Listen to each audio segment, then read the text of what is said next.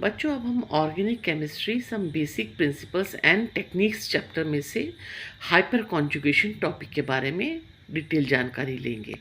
Hyper conjugation is a general stabilising interaction. Stabilising interaction means ये अगर hypo conjugation किसी system में मिलता है तो ये उस सिस्टम को स्टेबलाइज करने वाला इफेक्ट है। It involves delocalization of sigma electrons of CH bond of an alkyl group directly attached to an atom of unsaturated system. बच्चों, आपने कभी डीलोकलाइजेशन सिग्मा इलेक्ट्रॉन्स का पढ़ा है इससे पहले? आपने हमेशा जब भी रेजोनेंस में या और किसी इफेक्ट में डीलोकलाइजेशन पढ़ा है तो सिर्फ पाई इलेक्ट्रॉन्स का डीलोकलाइजेशन पढ़ा है। तो हाइपर कॉन्जुगेशन एक ऐसा इफेक्ट है, एक ऐसा इंटरेक्शन है जिसमें सिग्मा इलेक्ट्रॉन्स का डीलोकलाइजेशन हो रहा है of C H bond of an alkyl group. एक एल्काइल ग्रुप का होना जरूरी है और सी एच एल्काइल ग्रुप होगा तो C H bond sigma bond होगा। डायरेक्टली अटैच होना चाहिए किससे? To an atom of unsaturated system. अब ये अनसैचुरेटेड सिस्टम का मीनिंग है कि जो सी एच बॉन्ड वाला जो एल्काइल ग्रुप है इसको किससे अटैच होना चाहिए? इसको कार्बन कार्बन डबल बॉन्ड या ट्रिपल बॉन्ड। अनसैचुरेटेड सिस्टम का तो मीनिंग यही होता है कि कार्बन कार्बन के बीच में डबल बॉन्ड हो या ट्रिपल बॉन्ड हो। ऐसे सिस्टम के साथ जब हमारा कोई एल्काइल ग्रुप अटैच्ड है तो उसके एल्काइल ग्रुप के सिग्मा इलेक्ट्रॉन्स किस तरह से डीलोकलाइज्ड हो जाते हैं अनसैचुरेटेड सिस्टम के साथ, वही हम पढ़ने जा रहे हैं। सिस्टम और an atom with an unshared p orbital. बच्चों, ये अनशेयर्ड पी ऑर्बिटल क्या होता है? अनशेयर्ड पी ऑर्बिटल का मतलब है कि उसमें एक इलेक्ट्रॉन है, उस पी ऑर्बिटल में एक इलेक्ट्रॉन है और दूसरा भी शेयरिंग नहीं हुआ है जो कि उसको होना चाहिए था। यानी कि ये फ्री रेडिकल इसको मान सकते हैं आप, क्योंकि इसमें सिर्फ एक ही इलेक्ट्रॉन प्रेजेंट है। The sigma electrons of CH bond of the alkyl group enter into partial conjugation with the attached unsaturated system or with the unshared p orbital। तो जो ये सिग्मा इलेक्ट्रॉन है सी एच बॉन्ड का, सी H bond किसका? Alkyl group का। वो किस में एंटर हो जाता है? पार्शियल कॉन्जुगेशन के किसके साथ? अटैच्ड अनसैचुरेटेड सिस्टम के साथ या फिर अनशेयर्ड पी ऑर्बिटल के साथ। इन दोनों ही सिस्टम को, या तो वो अनसैचुरेटेड सिस्टम हो या अनशेयर्ड पी ऑर्बिटल सिस्टम हो, इन दोनों ही सिस्टम को इलेक्ट्रॉन की नीड होती है। इसीलिए hyper conjugation is a permanent effect. ये नहीं कि कुछ समय के लिए जब तक रिएक्शन चल रही है तब तक होगा, उसके बाद ये डिस्ट्रॉय हो जाएगा। नहीं, it is a permanent effect. To understand hyper conjugation effect let us take an example of CH3CH2, जिसमें कार्बन जो है CH2 का वो कार्बोकैटायन है, पॉजिटिवली चार्ज आयन है। ये इथाइल कैटायन एक्चुअली कैसे बना होगा बच्चों? मान लीजिए CH3CH2Cl था और Cl जो है वो अपना इलेक्ट्रॉन का पेयर लेके निकल गया है सिस्टम से, तो वो कार्बन का भी एक इलेक्ट्रॉन लेके गया ना, शेयर्ड पेयर ऑफ इलेक्ट्रॉन लेके गया है। Cl माइनस आयन के फॉर्म में निकल गया तो कार्बन के ऊपर क्या हुआ? पॉजिटिव चार्ज आ गया क्योंकि इसका इलेक्ट्रॉन निकल गया। अभी इसके कितने? 2 सिग्मा बॉन्ड है इसके हाइड्रोजन के साथ और 1 सिग्मा बॉन्डिंग हो रही है इसकी एल्काइल ग्रुप के कार्बन के साथ। ठीक है, तो और ये जो एल्काइल ग्रुप है इसकी 3 सिग्मा बॉन्डिंग हो रही है हाइड्रोजन के साथ और 1 सिग्मा बॉन्डिंग हो रही है इस कार्बोकैटायन के साथ। तो इस कार्बोकैटायन को आप ऐसा सिस्टम मान सकते हैं जिसको इलेक्ट्रॉन की ज़रूरत है ना। और एल्काइल ग्रुप के पास हमारे 3 सिग्मा बॉन्ड हैं हाइड्रोजन के साथ।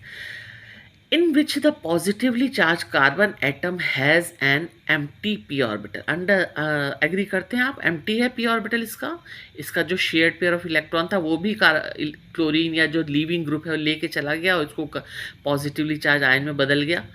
One of the CH bonds of the methyl group can align in the plane of this p orbital and the electrons constituting the CH bond in plane with this p orbital can then be delocalized into the empty p orbital as depicted। तो अब क्या होगा? जो ये CH bond है alkyl group के, methyl group के, वो अलाइन कर जाएंगे इसी के प्लेन में जो ये एम्प्टी पी ऑर्बिटल है ना, और उसके इलेक्ट्रॉन्स जो हैं वो सी एच बॉन्ड के जो सिग्मा इलेक्ट्रॉन है वो डीलोकलाइज हो जाएंगे इस पी ऑर्बिटल में, क्योंकि ये एम्प्टी है, इसको ज़रूरत है ना। और इस तरह से वो कुछ स्टेबलाइज करने में इस मॉलिक्यूल को हेल्प करेंगे। द प्ले कॉन्स्टिट्यूटिंग, ठीक है, देखो इस तरह से ये मिथाइल ग्रुप में सी एच के साथ शेयरिंग हो रही थी इलेक्ट्रॉन्स की, सिग्मा बॉन्डिंग की, उसमें से जो इलेक्ट्रॉन्स है वो डीलोकलाइज्ड हो गए। डीलोकलाइजेशन का मतलब समझते हो ना आप, एक जगह पे लोकलाइज नहीं रहे अब ये, इनको एम्प्टी पी ऑर्बिटल मिल गया अपने प्लेन में, तो एम्प्टी पी ऑर्बिटल के साथ इन्होंने डीलोकलाइजेशन कर लिया, इसी को हाइपर कॉन्जुगेशन कहते हैं। तो बच्चों हाइपर कॉन्जुगेशन जो है वो डीलोकलाइजेशन इलेक्ट्रॉन्स का कौन कौन से इलेक्ट्रॉन्स के बीच में हुआ है, सिग्मा इलेक्ट्रॉन्स और पाई ऑर्बिटल के बीच में, है ना, सिग्मा इलेक्ट्रॉन्स का पाई ऑर्बिटल के साथ, तो इसको बोलते हैं delocalization, empty 2p orbital of carbon. तो this is one of the diagram. अब तो ये पहली स्पीशीज़ हुई कि ये कार्बोकेटाइन के साथ डीलोकलाइजेशन हो रहा है, अभी ये एल्कीन के साथ भी डीलोकलाइजेशन बताएगा आपको, और फ्री रेडिकल्स में भी होता है। तो this type of overlapping stabilises the carbocation. क्यों? क्योंकि डिस्पर्जन हो गया ना पॉजिटिव चार्ज का, because electron density from the adjacent sigma bond helps in dispersing the positive charge, और चार्ज जितना ज़्यादा डिस्पर्स होता है उतनी मॉलिक्यूल में स्टेबिलिटी आती है। ये देखो इस तरह से जो कार्बोकेटाइन का पॉजिटिव चार्ज था वो डिस्पर्स हो गया। कैसे? कि ये जो H प्लस आयन है, कैसे बन गया H प्लस आयन? क्योंकि इस कार्बन और हाइड्रोजन के बीच में जो सिग्मा बॉन्डिंग के जो दो शेयर्ड पेयर ऑफ इलेक्ट्रॉन थे, वो शेयर्ड पेयर ऑफ इलेक्ट्रॉन अब उसने कार्बन ने दूसरे कार्बन के साथ बना लिया बॉन्डिंग, डबल बॉन्डिंग बना लिया ना, और वो जो है वो नो बॉन्डिंग है बिटवीन हाइड्रोजन एंड कार्बन के बीच में, देयर इज नो बॉन्डिंग। अब इस तरह से कितनी पॉसिबिलिटी है इस तरह की हाइपर कॉन्जुगेटेड स्ट्रक्चर्स की। तीन अल्फा कार्बन के पास कितने हाइड्रोजन है? 3 हाइड्रोजन है ना। अल्फा कार्बन मैं किसको बोल रही हूँ? जो कि हमारे इस एक्टिव कार्बोकेटाइन ग्रुप के साथ जो कार्बन जुड़ा हुआ है वो अल्फा कार्बन है, और उसके साथ जो जुड़े हुए हाइड्रोजन है वो अल्फा हाइड्रोजन है। तो जितने अल्फा हाइड्रोजन है उतनी ही पॉसिबिलिटी है कॉन्जुगेटेड स्ट्रक्चर्स बनने की। ये देखो, ये दूसरी स्ट्रक्चर, ये तीसरी स्ट्रक्चर, तो ये तीनों हाइपर कॉन्जुगेटेड स्ट्रक्चर्स मिल के इसको स्टेबलाइज कर रही हैं इस कार्बोकेटाइन को। Okay, in general greater the number of alkyl groups attach to a positively charge carbon atom, the greater is the hyper conjugation interaction and stabilization of the cation. Thus we have the following relative stability of कार्बोकेटाइन्स।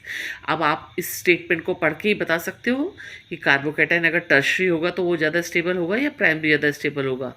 Definitely tertiary ज़्यादा stable होगा, क्योंकि उसमें number of hydrogen जो है methyl group के साथ जुड़े हुए वो ज़्यादा हैं। देखो ये टर्शरी कार्बोकेटाइन से जुड़े हुए कितने कार्बन हैं?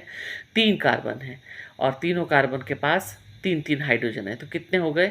9 पॉसिबल हाइपर कॉन्जुगेटेड स्ट्रक्चर हो जाएंगी।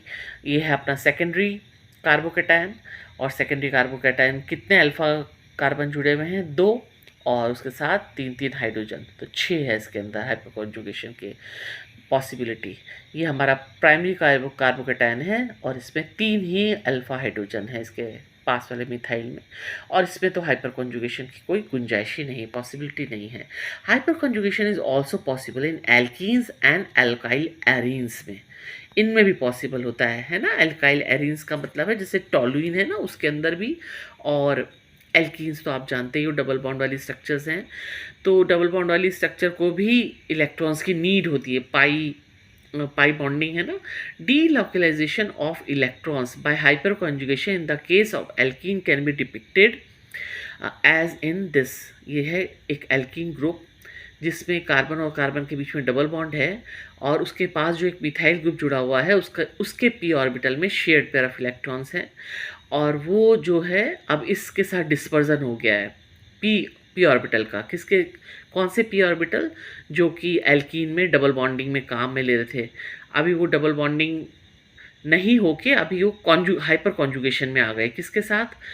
मिथाइल ग्रुप के हाइड्रोजन के साथ। और अच्छे से आपको बताती हूँ मैं, there are various ways of looking at the hyper conjugative effect. One of the way is to regard CH bond as possessing partial ionic character due to resonance. तो हम इसको इस तरह से भी देख सकते हैं। देखो ये एक एल्कीन है ना, डबल बॉन्ड है बीच में, प्रोपीन है ये। अब प्रोपीन में क्या हुआ, जिस कार्बन कार्बन के बीच में डबल बॉन्ड है ना, उस कार्बन के साथ कितने कितने अल्फा हाइड्रोजन है। इस तरफ देखो मिथाइल में 3 अल्फा हाइड्रोजन है ना। तो क्या होगा, ये इस तरह से एक एक जो है हाइड्रोजन वो अपना शेयर्ड पेयर ऑफ इलेक्ट्रॉन इसको दे देगा इस कार्बन को, और वो कार्बन जो है डबल बॉन्ड बना लेगा अपने एडजेसेंट कार्बन एटम के साथ। अब इस कार्बन ने इसके साथ डबल बॉन्ड बना लिया, तो इसका मतलब वो जो पहले जहाँ पे बॉन्ड था वो बॉन्ड टूट जाएगा, और जो शेयर्ड पेयर ऑफ इलेक्ट्रॉन है वो टर्मिनल कार्बन के ऊपर आ गया। ठीक है, तो ये एक हाइपर कॉन्जुगेशन का एक पॉसिबिलिटी। दूसरी पॉसिबिलिटी सेकंड वाले में देखो, दूसरा वाला हाइड्रोजन वो है, नो बॉन्डिंग आ गई। ये तीसरी पॉसिबिलिटी। देखा आपने किस तरह से बॉन्ड शिफ्ट हुआ और किस तरह से नेगेटिव चार्ज आया इस कार्बन के ऊपर, और किस तरह से ये नो बॉन्डिंग है हाइड्रोजन के साथ, अल्फा हाइड्रोजन के साथ। ठीक है, तो ये सब हाइपर कॉन्जुगेटिव स्ट्रक्चर्स हैं which are responsible for the stability of the compound. The hyper conjugation में ऑल्सो भी regarded as no bond resonance, बोल सकते हो ना नो बॉन्ड रेजोनेंस, क्योंकि हाइड्रोजन के साथ कोई बॉन्डिंग नहीं है, पर वो कहीं जाएगा भी नहीं, वो यहीं रहेगा, इतनी स्टेबिलिटी है इस कंपाउंड में। Why CH3 whole thrice carbon plus is more stable than CH3, CH2 plus and CH3 plus is the least stable cation? क्यों है भाई ऐसा? जैसा कि साफ देख सकते हो आप, hyper conjugation interaction in CH3 whole thrice C positive is greater. Why greater than in secondary carbocation, as the has 9 CH bonds. Tertiary carbon में मिथाइल ग्रुप जुड़े हुए हैं 3, और तीनों के पास 3 हाइड्रोजन है, तो 9 CH बॉन्ड्स हैं, तो 9 hyper conjugative structures are possible. और इन CH3 p orbital is perpendicular to the plane in which CH bond lie, hence cannot overlap with it.